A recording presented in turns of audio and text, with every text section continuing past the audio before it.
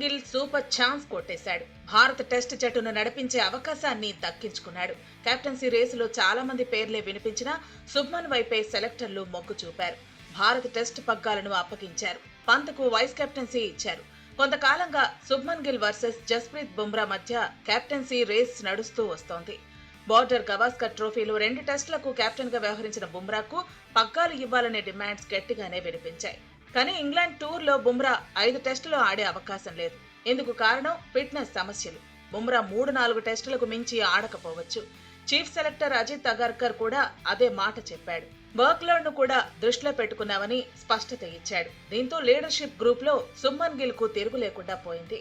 Captain గా శుభ్మన్ కు టీ20లో అనుభవం ఉంది. గత టీ20 వరల్డ్ కప్ తర్వాత జింబాబ్వేలో పర్యటించిన భారత్ టీ20 జట్టుకు కెప్టెన్ గా వ్యవహరించాడు.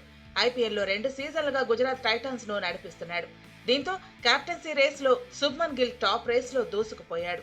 రోహిత్ వారసుడిగా జట్టును నడిపించే అవకాశాన్ని దక్కించుకున్నాడు.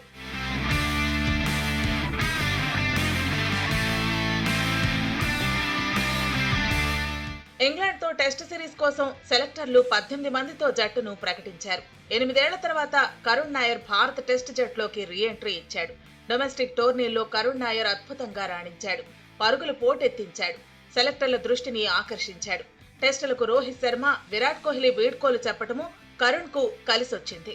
శార్దూల్ ఠాకూర్ కూడా జట్టులోకి రీ ఎంట్రీ ఇచ్చాడు. సాయి సుదర్శన్, హర్షదీప్ సింగ్ తొలిసారి భారత టెస్ట్ జట్టు తలుపు తట్టారు. బ్యాటింగ్ విభాగంలో యశస్వి జైస్వాల్, కేఎల్ రాహుల్ తో పాటు అభిమన్యు ఈశ్వరన్ చోటు దక్కించుకున్నాడు. ఫస్ట్ చాయిస్ వికెట్ కీపర్ గా పంత్ను ఎంపిక చేశారు. రెండో వికెట్ కీపర్ గా ధ్రువ్ జురెల్ చోటు దక్కించుకున్నాడు. జట్టులో 4 ఆల్రౌండర్లు ఉన్నారు. అందులో 2 పేస్ ఆల్రౌండర్లు, మరో 2 స్పిన్ ఆల్రౌండర్లు. స్పిన్ ఆల్రౌండర్లుగా రవీంద్ర జడేజా, వాషింగ్టన్ సుందర్ కంటిన్యూ అయ్యారు. స్పెషలిస్ట్ స్పిన్నర్ గా కుల్దీప్ యాదవ్ సేవలు అందించనున్నాడు. పేస్ ఆల్రౌండర్ల కోటాలో శార్దూల్ ఠాకూర్ తో పాటు నితీష్ కుమార్ రెడ్డి చోటు దక్కించుకున్నాడు. 5 స్పెషలిస్ట్ ఫాస్ట్ బౌలర్లుగా బుమ్రా, సిరాజ్, ఆకాశ్దీప్, ప్రసిద్ధ్ కృష్ణ, హర్షదీప్ సింగ్ భారత్ టెస్ట్ జట్టులో ఉన్నారు.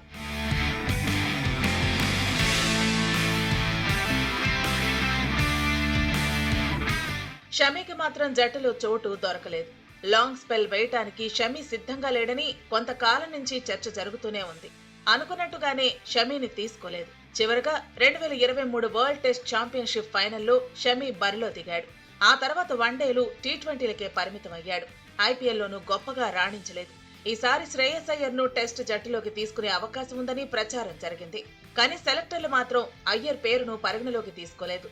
టెస్ట్ జట్టులోకి ఎంపిక చేయలేదు. బోర్డర్ గవాస్కర్ ట్రోఫీ కోసం ఆసీస్ కు వెళ్లిన సర్ఫరాజ్ ఖాన్, హర్షిత్ రాణాను కూడా సెలెక్టర్లు పట్టించుకోలేదు.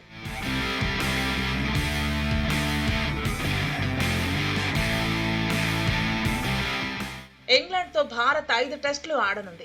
జూన్ 20న టెస్ట్ సిరీస్ మొదలవుతుంది. 2025-27 టెస్ట్ ఛాంపియన్షిప్ సైకిల్ ను ఇంగ్లాండ్ లోనే శుభ్మన్ సేన ఆరంభించబోతోంది. Head coach Gambhir, captain Shubman Gill combination లో భారత్ ఎలా రాణిస్తుందనేది ఆసక్తికరంగా మారింది.